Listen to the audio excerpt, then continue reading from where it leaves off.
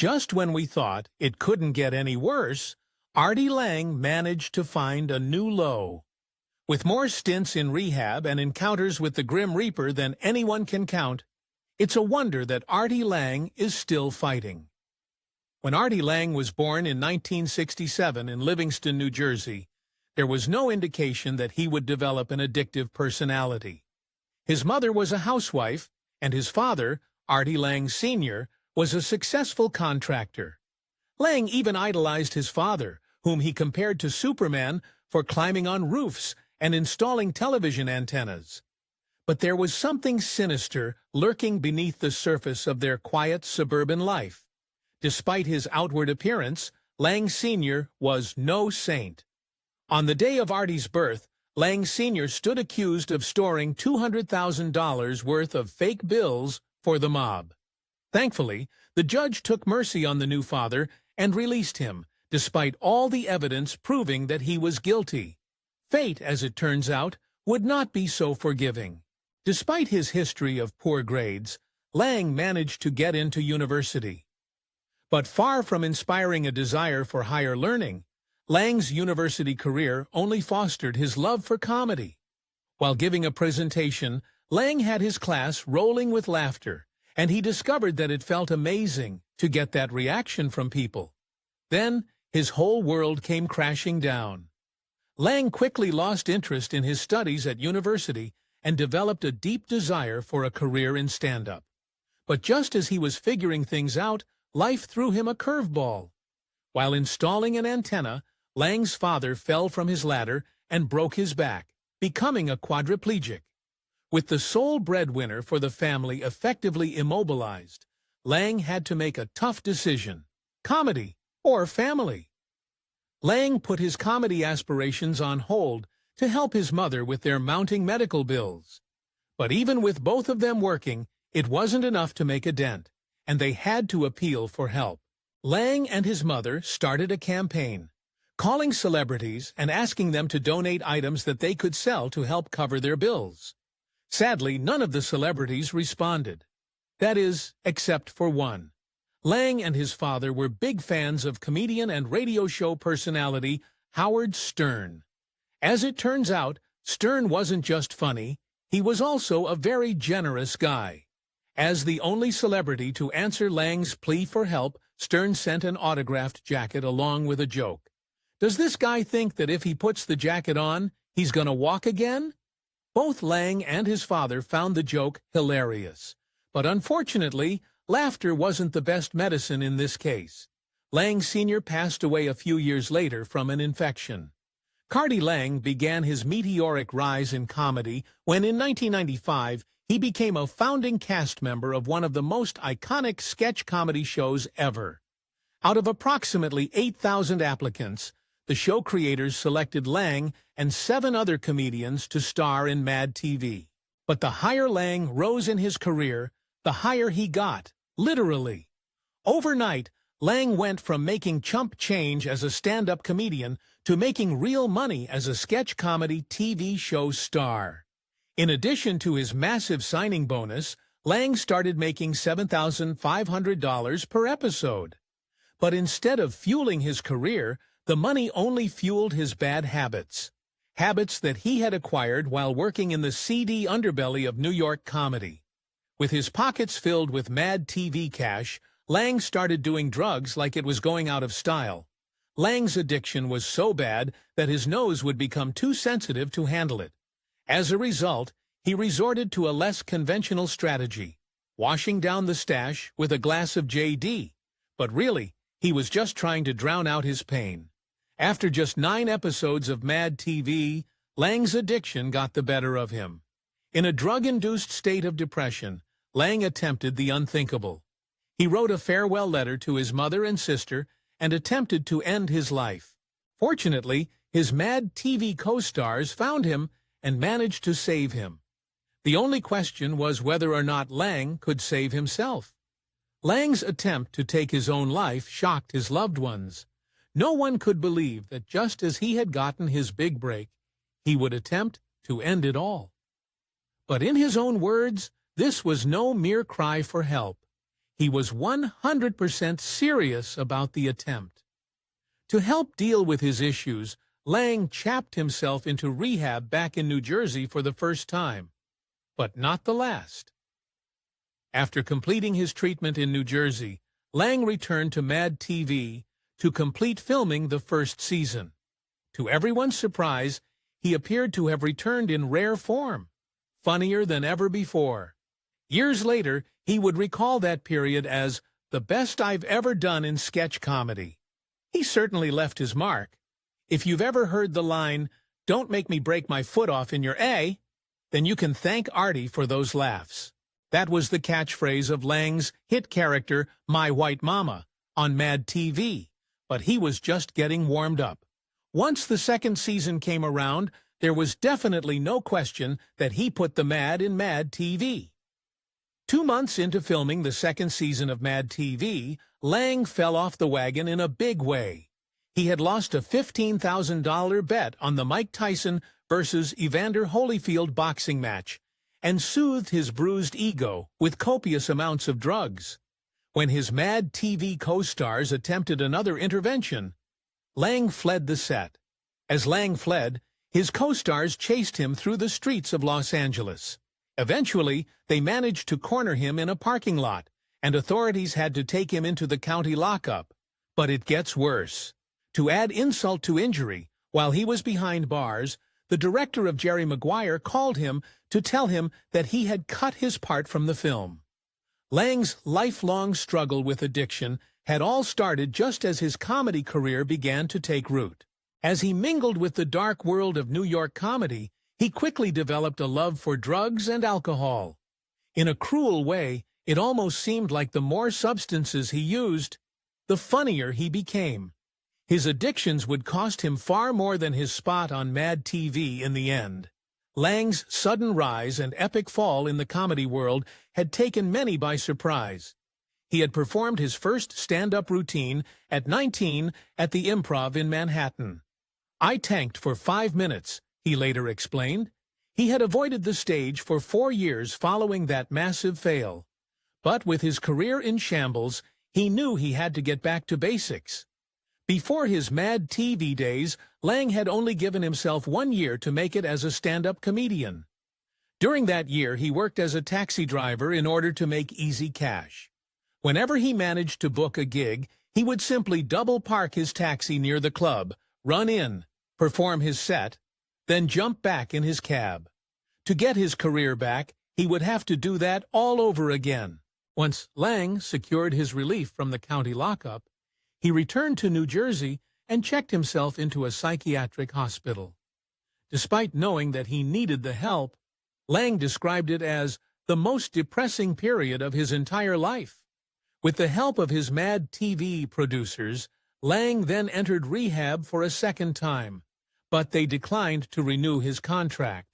He didn't stay in rehab for long. He checked himself out and returned to the stand-up comedy circuit in New York. But Los Angeles would soon reel him back in. Norm Macdonald saw Lang in an episode of Mad TV and thought that he had a melancholy about him that was perfect for his upcoming film, Dirty Work. Macdonald invited Lang to audition for the role. With his spirits boosted, Lang gave the perfect audition, but the studio, MGM, wouldn't agree to hire Lang unless he obtained an approval report from his rehab facility. Seeing as though he hadn't actually completed his treatment, Lang only managed to secure the approval with a $1,500 donation. Before Dirty Work even premiered in theaters, Lang started receiving offers from other studios and networks. In fact, major networks started fighting over who would get to sign him next. Ultimately, he landed with Fox with enough money to bail his mother out of every single financial debt she had. But he couldn't bail himself out of trouble. Lang teamed up with Norm Macdonald again for The Norm Show and started making more money than he knew what to do with. But the show's lame and easy jokes left him feeling creatively empty inside. So he decided to double down on stand-up. It turns out, even after his Mad TV success, his true breakout and breakdown was still to come. Fate had once brought Lang and Howard Stern together, and it was about to do it again. When comedian Jackie Martling left the writing team for the Howard Stern Show, Lang knew he had the opportunity of a lifetime. In an attempt to replace Martling, Stern started a Win Jackie's Money contest. But Lang doubted he would win the coveted job. Fans from everywhere auditioned for the opportunity to write for the Howard Stern Show, and Lang knew he had stiff competition. He confessed to his manager, "There were a lot of great funny guys that were funnier than me." But Lang had one big advantage. "I guarantee that I'm the biggest fan." The question was whether or not Stern was a fan of his. Against all odds, Lang landed the job for writing for Stern, but his jokes were landing flat with Stern's listening audience. Just as he feared that the show's producers were about to fire him, he received an even bigger opportunity. They put him directly on air, alongside Stern, and told him that they were just going to keep the mic on at all times. They told him, "If you had something funny, just say it as you." And the gimmick worked. Once he was able to tell his own jokes, Lang became an immediate hit with Stern's listeners. One reporter called him a kind of comic everyman, who said what everyone was thinking, but no one was brave enough to say. At least not live on air. For Lang, it was a dream come true to work alongside his childhood hero, the same man who had donated an autographed jacket for his quadriplegic father. Lang's time co-hosting the Howard Stern Show catapulted him to stardom like he'd never seen before. But he never lost sight of what mattered most to him. When Stern decided to leave radio for Sirius, CBS tried to pay Lang $20 million to take over the show and undercut Stern. Not wanting to upset his friend and hero, Lang declined the offer. Lang moved with Stern to Sirius, appearing on his show each weekday morning, but he was burning the candle at both ends. On weekends, he would tour the country, performing stand-up and raking in as much as $3 million per year. It wasn't long, however, before the pressure got to him. Lang's hectic schedule caused an epic relapse. In order to cope with the stresses of his daily radio show, his stand-up schedule, and his filming schedule, Lang turned to painkillers, and a lot of them. According to him, he began taking as many as 20 painkillers a day. Ironically, the painkillers only caused more pain. When he ran out of painkillers, Lang turned to even heavier drugs. In 2005 and 2008, however, he managed to clean himself up enough to complete production on a handful of films, and even put together a comedy show for the troops in Afghanistan. Until one night changed everything. Suddenly, he was right back on the track to disaster. Lang's comedy career kept him in the presence of shady characters. One night, for example, he hooked up with a drug-dealing ex-dancer that he had his eyes on, but apparently not close enough. He awoke one night to Hurt injecting something into his arm. When he missed an appearance on the Comedy Central roast of Bob Saget, his friends and family knew something was wrong, and they acted fast to intervene. But Lang saw through their motivations. Lang's agent called him and told him that Comedy Central really wanted him at the roast of Bob Saget. They even offered him a private plane with a doctor on board, and even agreed to pick up the $65,000 tab. But Lang knew nothing was ever free. Lang turned down Comedy Central's offer to help because he knew it wasn't the kind of help he needed. "I was like, I know these kinds of doctors," Lang said in a Rolling Stones interview. "If I beg him to shoot me up with morphine, he's gonna do it to keep Comedy Central happy, and I'll end up having a heart attack." So Lang missed the show, and for the third time, Lang entered himself into rehab. After that third stint in rehab, Lang managed to stay sober long enough to write his best-selling book, Too Fat to Fish. It was a collection of autobiographical stories that he said range from funny to dark to tragic to sad. Despite his best efforts at sobriety, however, his darkest story still laid ahead, and he would barely survive them. Between his work on the Howard Stern Show and his stand-up career, Lang was making more money than he knew what to do with. But happiness still eluded him. He relapsed in early 2009 and checked himself into rehab again for the fourth time. But he didn't stay long in this strict environment, one where he would have to, as he put it, get a doctor's prescription for an apple because of the high sugar levels. Lang's fourth stint in rehab was part of a 21-day program, but he didn't even make it to week 2. He checked himself out of rehab in order to meet up with a girl he had a crush on. He blew through thousands of dollars on fancy dinners and sunglasses, or booking a weekend's worth of shows to make all the money back that he had just spent. Much to everyone's disappointment, Lang reappeared on the Howard Stern show, having not completed his treatment. But it wasn't really a surprise either. Despite his best efforts and intentions, Lang was still very much addicted. He managed to return to his busy work schedule and even managed to put out some of his best comedy specials ever. But the combination of being on the road and morning radio was more than he could bear. He stated that if his work schedule hadn't put him in the grave yet, it would if he kept at it, and he was very right. Things came to a head in December of 2009, when Lang appeared on the Howard Stern show in an alcoholic and painkiller-induced stupor. During a commercial break, the show's producer told Lang to take the rest of the day off. Fortunately, he had the good sense to check himself into rehab for a 5th time. Once again, Lang failed to stick with the treatment program.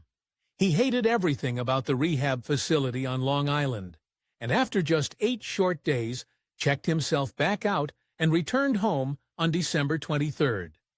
He spent the next several days, including Christmas and Christmas Eve, in a painkiller-fueled haze of depression. And then he really self-destructed. In early January 2010, Lang took his treatment into his own hands.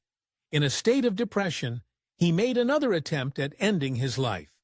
This time, however, he went to the most extreme lengths, which included drinking bleach and using a knife on himself. It would take a miracle for him to survive, and a miracle is exactly what he got. Unbeknownst to Lang, as he was doing this, help was waiting just outside. By some miracle, his mother, sister, uncles, and fellow comedian Colin Quinn just so happened to arrive at his apartment, ready to stage an intervention. His mother found him a bloody mess, just in time to save his life. Lang recovered from his severe injuries and a psychiatry ward, but remained in a depressive state for more than a year. Eventually, Quinn had to hire 2 big guys to drag Lang back to a detox facility for the 6th time now, against his will. According to Lang, it was an abduction, and it's exactly what I needed. They dragged me, literally kicking and screaming. Lang entered a period of sobriety where he produced podcasts, TV shows, and a second autobiographical book, Crash and Burn. He called it the most honest thing I've ever done in my life, but he wasn't quite out of the woods yet. His many years of substance use were about to catch up with him in a shocking and painful way. While performing on stage in Chicago, Lang suddenly collapsed. A stunned audience looked on as medical staff rushed the never-sober comedian to the hospital. When he was finally well enough to speak out, he revealed that his decades of substance use had left his chest and nose severely infected. He had survived, but not without scars. On an episode of the Joe Rogan Experience, Lang explained a long-standing mystery: what happened to his nose. A bunch of things. 30 years of substances, Lang explained. He also recounted the time when a boxer punched him out for 10 minutes, breaking a bone in his upper nose. He also talked about inhaling glass through his nostril, and that was the straw that broke the camel's back. That, combined with the sheer amount of torment he inflicted on his nose over the years, caused it to cave in. Lang spent the next few years going in and out of treatment facilities. His ongoing substance use issues, along with a growing list of legal troubles, encouraged him to step away from the limelight to hopefully finally clean up his act. Lang tweeted out to his followers that he had found a new job at a gas station pumping gas.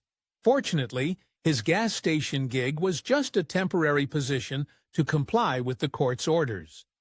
Lang hasn't quite returned to stand-up comedy yet, but he left his eager fans with one last joke to tide them over until his next big comeback. Don't use substances to be cool. Do 'em because you hate yourself. Lang's legal troubles started long before he hit rock bottom. Even before he knew he wanted to be a comedian, Lang had a knack for practical jokes. But not everyone appreciated his sense of humor. He learned that in 1985. At just 18 years of age, in an attempt to impress a pretty girl, Lang entered a bank, approached the teller, and slipped a note across the till. And things didn't go as planned. Artie had intended his little stunt with the note as a reference to Woody Allen's take on Money and Run. However, when the teller read the note saying that Artie was armed and that he demanded $50,000, she did not get the joke or the reference and triggered the silent alarm. Much like his father, however, Lang had a lenient judge and got off with only a misdemeanor. As of now, Artie Lang is sober and doing well. According to his longtime friend, Jimmy Palumbo, he's doing okay. He's sober. He's just trying to put it all together right now and get himself healthy and have a clear mind.